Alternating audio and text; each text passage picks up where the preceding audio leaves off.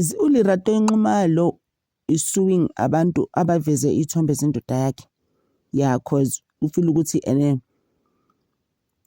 some of us, I'm just gonna put it that way, bloggers that have no filter and boundaries. Yeah, hey guys, boundaries, they are very important in your life, even with family and khona nje abanye abantu abangena kakhulu as kuze kweqe, you know. And you know what's crazy? Bathi uthi ubusy nama faceless, that's us, right?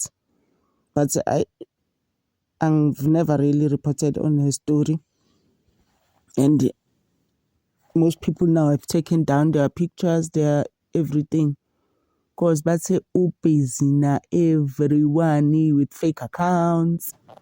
She's like, I can see you with your fake account. So Kichimis on top of that fake account. I don't care. I'm just like, Lerato, guys. She's on a mission. Angazi ukuthi nani benimvezela nomlungu wakhe.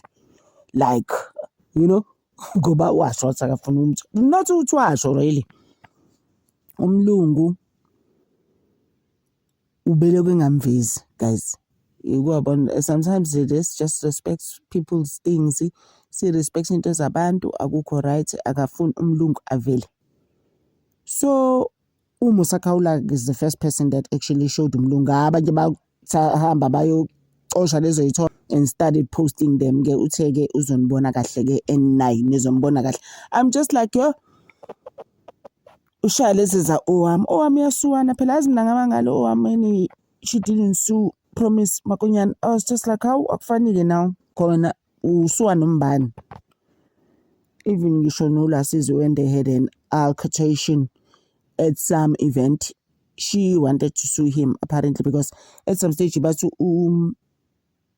uLasizwe ememeza yeah bethukana but I'm just stopped talking. Abantu bavele bathi yo uzovela msuwe. It's scary into kanjalo ke. I think noLerato is the same thing. Yo guys, bathi nje yabona for the past 2 days busy. I'm just like, ngoba uqale ngoMusa ngoba uMusa ngithi that's how the photos came out. He's the one who actually started distributing them. Nenu Musa Khawula ke nini case yabo into enjengo defamation of character, for example. Those are his things. Ubone kunini bosho. One of the ministers did sue him. Wabosho wavula amacala amadala leya oyakhe ayibulalayo in some guest house. Kuningi guys, Musa bayekela usho ukukhuluma. And ungathi unenye channel manje ngoba uthi the one that was doing well, they hacked it.